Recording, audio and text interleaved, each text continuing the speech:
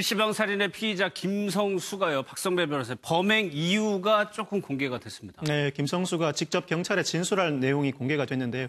이른바 강서구 PC방 살인 사건의 김성수가 이렇게 범행을 저지른 이유는 동생과 같이 PC방에 가서 게임을 하려고 앉았는데 동생 옆자리에 앉아서 게임을 하려고 했는데 마침 내가 앉을 자리에 담배가 남아있더라. 그래서 아르바이트생에게 좀 치워달라고 요청하고 화장실을 다녀왔는데 그런데도 아직까지 안 치워져 있더라는 거죠. 그래서 화가 나서 환불해달라고 요청했답니다. 1,000원이 기본 요금인데 환불해달라고 요청했는데 아마 추정컨대는 아르바이트생 입장에서도 이미 손님 로그인이 된 상태고 또 아르바이트생 신분으로서 환불을 해줄 수 없는 상태였기 때문에 좀 어렵다는 취지로 얘기를 한 것 같아요. 그래서 경찰에 신고를 해서 실랑이를 벌였는데도 결국 돈도 못 받고 집으로 돌아간데 너무 화가 나고 그렇게 난리를 쳤는데도 돈도 못 받고 억울하게 나만 당한 것 같다는 분한 생각에 결국은 다시 집에서 흉기를 가져와 가격을 했다. 아주 어이없는 이유로 살인 범행에까지 이르렀던 것을 알 수가 있습니다.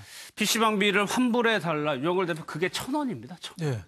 그러니까 1,000원 때문에 저렇게 살인 사건까지 났다는 게 도대체 좀 이해가 안 가죠. 어느 순간에 제어가 안 된다는 거죠. 그렇죠. 뭐 분노가 학교 다닐 때 보면은 굉장히 얌전하고 조용하고 만화책 정도나 열심히 보는 그런 친구였다는데 어떻게 저런 동창들도 의외라는 거예요. 근데 1,000원 갖고 저렇게 일본에 그 저런 유사한 범죄가 나온 거 토리마 직갱이라고 하거든요.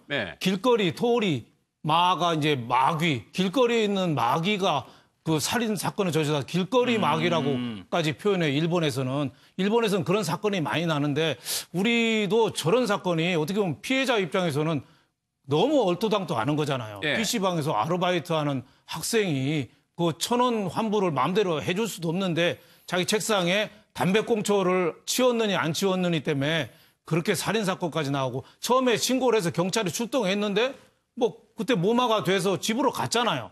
집으로 가서 다시 흉기를 가져와서 그 잔혹한 살인 범죄를 저지른 거는 좀 경찰도 출동을 했는데 저런 사건이 났다는 거에 대해서 상당히 좀 안타깝습니다. 1차 신고가 됐던 녹취록 한번 볼까요? 그 당시 상황을 좀 더 알 수가 있는 건데 얼마나 뭐 심하게 뭐가 있었느냐가 아니에요.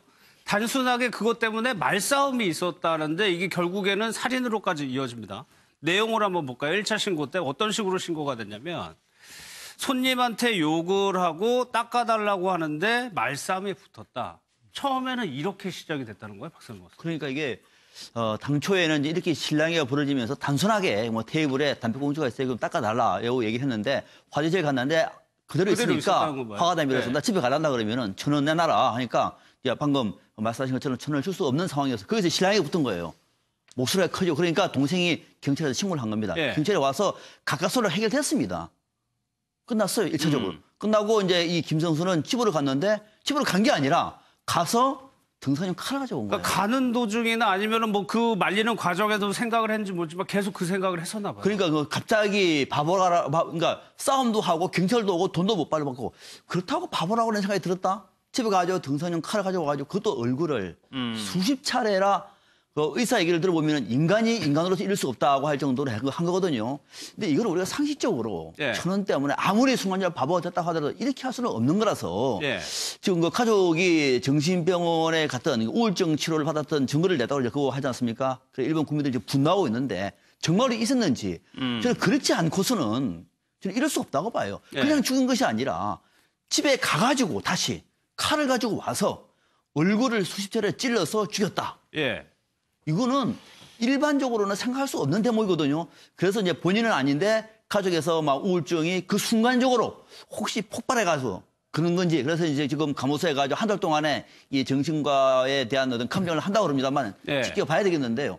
일반적인 국민의 상식으로는 납득하기 어려운 측면이 상당히 많이 있습니다. 그러니까 손정희 경찰 얘기를 들어보면 뭐 동생이 뭐 말렸느니 가담했느니 얘기도 있지만 작정하고 덤벼들었다라고 경찰은 얘기를 하고 있거든요. 일단은 그 동생이 형을 말리면서 칼을 쥔 손을 잡고 있으면 김성수가 다른 그 손을 뿌리치고 흉기를 다른 손을 잡고 작정하고 덤벼들면서 어떤 흥분 상태, 분노 상태에서 범죄를 저질렀다라고 지금 설명을 하고 있어서 동생이 그 과정에서 범죄를 막기 위해서 노력한 부분도 설명하고 있고 아까 보신 것처럼 1차 신고도 그 신고는 동생이 했던 것을 보고 있어서 작정하고 이렇게 범죄를 저지르기 위해서 흉기를 가져오고 말리는 사람이 있음에도 불구하고 그 화를 주체하지 못해서 이렇게 범죄를 저질렀다라고 설명을 하고 있습니다. 근데 근데 사실 뭐 흉기로 한두 번 찌르는 거는 통상 보는 사건일 수도 있는데 이게 수십 번 사람을 네. 향해서 특히 얼굴 부분을 가격하는 거는 굉장히 이례적이고 너무나도 잔혹한 범죄인데 어떤 큰 복수를 가진 동기가 있다거나 또는 현장에서 극도의 어떤 몸싸움이 있었다거나 이런 것도 아니어서 네. 평소에 어떤 정신병적인 문제라든가 개인적인 어떤 성향이 있을 것이라고 추정을 했는데 보니까 정가 상해 이범의 어떤 처벌 전력 이해에는 평상시에 굉장히 평범한 사람이라는 겁니다. 네. 그래서 누구라도 옆에 있는 평범한 사람이 저렇게 잔혹한 범죄를 하는 부분 때문에 국민들이 더 그 분개하고 있고 좀 염려하는 상황이 아닐까 생각이 들고요.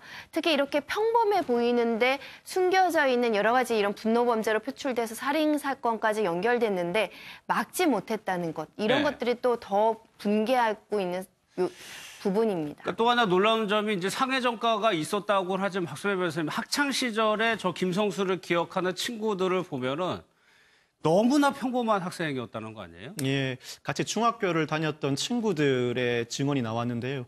중학교에 다닐 때 특징을 찾기 어려울 정도로 너무나 평범했었고 예. 말수가 없고 쉬는 시간에 만화책을 자주 보고 이러긴 했지만 굉장히 수줍게 웃고 그냥 평범한 학생이었었다. 그렇다고 문제를 일으키지도 않았었고 우울증을 앓았는지는 모르겠지만 특별한 이상 증세도 없었고 특별히 또 누군가로부터 괴롭힘을 당하지도 않았다는 거거든요. 전혀 특이한 사정 없이 그냥 평범한 학생으로서 조용하게 잘 지내왔는데 정작 이런 범행으로 언론에 나오는 거 보고 친구들도 깜짝 놀랐다는 겁니다. 예. 내 친구가 어떻게 저런 범행을 저지를 수 있지? 이만큼 예상치 못한 상황에서 나도 그 범행의 피해자가 될 수 있다는 그런 두려움 때문에 좀 더 예. 국민적인 관심사가 집중되는 것 같습니다. 근데 박수배 변호사님 저희가 이제 상식적으로 알기에는 강력 범죄자들이 어느 정도 단계를 거쳐가지고 그렇게 되는 걸로 알고 있었는데 이렇게 갑자기 강력 범죄자가 되는 경우가 요즘에 좀 많아지는 추세입니까? 특별히 더 많아진다고 볼 수는 없겠는데 네. 전과 상해 이범이었던 것이 점점 발전해 간 것 같습니다. 그래서 폭력 범죄에 대해서는 지난 2017년도부터 대검에서도 굉장히 엄중하게 처벌을 하고 있는데 충분한 처벌과 충분한 치료가 이루어지지 않은 상태에서 더 큰 강력 범죄로 이어진 것 같아 보입니다. 그런데 이건 더 이상 손을 쓸 수 없을 정도로 잔혹한 범행, 살인의 결과까지 이르렀기 때문에 예. 이 사건에서는 엄정한 처벌이 불가피할 것 같고 김성수 개인으로서도 다시 자신의 행동을 고쳐 나갈 만한 기회를 잃어버린 게 아닌가 싶은 생각이 듭니다. 알겠습니다. 이제 통화 녹취록 한번 뒤에 거 한번 볼까요? 총 4번의 통화가 예를 들어서 첫 번째, 두 번째는 저희가 봤고요.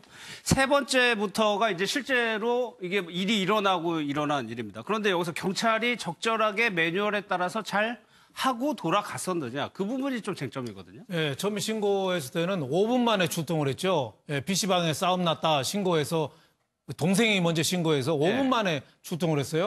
두 번째 출동은 이제 2분 만에 출동을 했어요. 그러니까 경찰이 출동한 시간 자체는 뭐 나무랄 건 없는 것 같습니다. 빨리 출동을 했는데 문제는 첫 번째 출동해서 그게 완전히 진압이 안 되고 그 상황이 정리가 안 되고 예. 더 큰 잔인한 살인으로까지 번졌잖아요. 그러니까 첫 번째 출동에서 뭔가 좀 매듭을 짓지 못하는 좀 그런 안타까움이 있는 거죠. 그러니까 분노를 해서 집에까지 가서 흉기를 가져오는 거를 어떻게 보면 물론 뭐 경찰은 여러 가지 좀 이유를 댈 거예요. 경찰 네. 인력도 적은데 그 사건 현장에 계속 있을 수는 없다. 다른 데도 출동해야 되느냐 하는데 완전히 상향 종료가 안 된 상태에서 그 가해자를 살인자를 집으로 가서 흉기를 가져오게끔 어떻게 보면은 그런 범죄가 또 일어나게끔 한 거에 대해서 네. 경찰이 제 직무를 좀 다 했느냐. 물론 뭐 선진국 사례를 보면은 거기 뭐 여러 가지 있지만은 사건이 일어나면은 끝까지 좀 매듭을 짓고 정리를 한다는 거예요.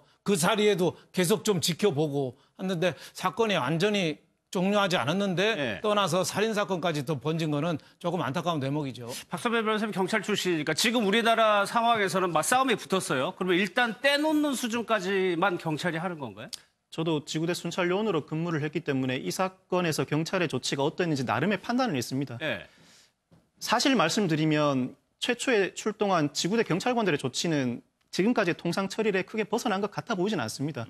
지금 그 당시 신고 내용이 시비가 붙었다는 것이고 또 그 과정에서 어느 한쪽이 욕설을 들었다는 신고 내용이 있다고 하더라도 협박이나 폭행이라고 판단하기보다는 시비 과정에서 붙은 감정적인 언사가 나온 것에 불과하다고 판단한 것 같아요. 그래서 현행범 체포나 임의동행을 요구할 법적 근거가 없다 보니까 상황을 종료시키고 그냥 돌아간 것 같은데 그렇지만 국민들의 감정은 그렇지가 않은 것 같습니다. 그러니까요. 그리고 실제로 그 직후에 끔찍한 범행이 일어났거든요. 이제는 매뉴얼을 재차 마련할 때가 된 것 같아요. 특히 이 사건처럼 어느 일방이 다른 곳으로 이동하지 못하는 사건.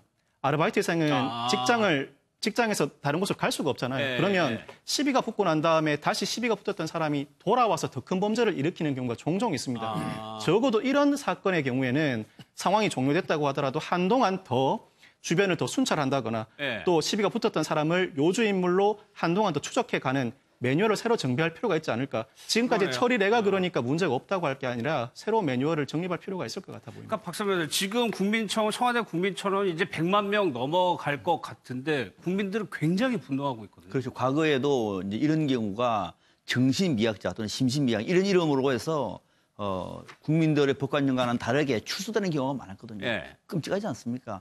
이번에도 그런 경우다. 이거는 안 된다라고 하는 국민들의 분노가 지금 100만 명을 넘어서고 있는 거거든요. 실제로 우리가 이제 형사소송법 같은 걸 보면은 심신미약이 분명할 경우에는 경감을 받습니다. 죄에 대해서만큼은. 그러니까 대체적으로 이것을 악용하는 것 아니냐라고 하는 국민의 비판이 있는 것이고 또 하나가 이 사건 직후에 이제 가족들이 우울증 치료를 받은 경력을 그걸 얘기를 하니까 경찰에 물었겠죠. 예. 과거에 그 정신병력이 있느냐 하니까 우울증 약을 먹고 있다. 아, 그러면 빨리 그거를 제출해라. 당연히 그렇게 맞는 얘기죠. 하니까 그걸 보고 이번에도 빠져나가려고 끔찍한 범죄를 저지르고 그건 안 돼. 막아달라라고 하는 국민청원이거든요. 국민들의 분노는 충분히 이해를 합니다만 혹시나 이 김성수가 정말로 우리 사회보다 방치해버린 예. 정말로 치명적인 정신질환을 앓고 있었다고 얘기하면 엄중한 처벌은 당연합니다만 그 전에 치료의 문제라든지 예. 이 어떤 살해에 대한 어떤 이 분노 감정을 조절을 못했다는 이런 어떤 원인에 대해서도 한번 저건 사회적으로 한번 고민해 볼 필요는 있을 것 예. 같습니다. 뭐 심신미약이 확정된 게 아닙니다. 네. 그걸 이제 받으러 이제 치료 감옷으로 한 건데 하나만 더 볼게요. 손정혜 선생님. 이 피해자의 휴대전화가 못 찾았다는 얘기거든요. 네, 피해자의 아버지께서 여기에 혹시라도 중요한 증거가 될 수 있는 단서가 있을 수도 있는데 현재까지 찾지 못하고 있다라고 합니다. 네. 현장에서 지갑은 찾았는데 휴대전화는 사라졌다는 것이고요. 범행 현장에서 없어진 걸로 추정하고 있기 때문에 현재 경찰에서는 영장받아 위치 추적해서 찾겠다라는 입장인데 어느 누가 이렇게 급박한 상황에서 피해자의 휴대전화를 가져갔는지 네. 또는 분실한 것인지 아니면 다른 어디 모처에 있는데 현재 찾고 있지 못하는지 반드시 찾아야 될 것으로 생각이 들고요. 왜냐하면 그 당시 범행 전후에 신고하는 과정도 있었겠지만 주변 지인들에 대해 이 사건 또는 가해자를 상대 무라고 이야기한 내용이 남아있을 수도 있고 아니면 본인이 범행 현장이라든가 기타의 말다툼 과정을 녹음해놨을 수도 있거든요. 중요한 증거가 될 수 있다라고 판단이 돼서 반드시 찾아야 될 걸로 보이고요. 경찰에서 여러 가지 이제 수사에 대해서 초기에 부실 수사 논란이 나오니까 지금은 가해자 그리고 가해자의 동생의 휴대전화도 디지털 포렌식으로 해서 혹시라도 공모 관계가 있다고 한다면 예. 서로 밖에서 있었을 때 집에서 흉기 가져올 때 또는 말다툼 현장에서 다른 메신저나 메시지나 기타 이 방법으로 혹시 공모한 전력이 없었는지를 이제 확인한다고 하고 있습니다. 예. 조만간 의뢰한 결과가 나온다고 한다면 공모 관계는 조금 더 명확하게 공모가 아니다, 맞다가 판단이 될 것 같습니다. 알겠습니다.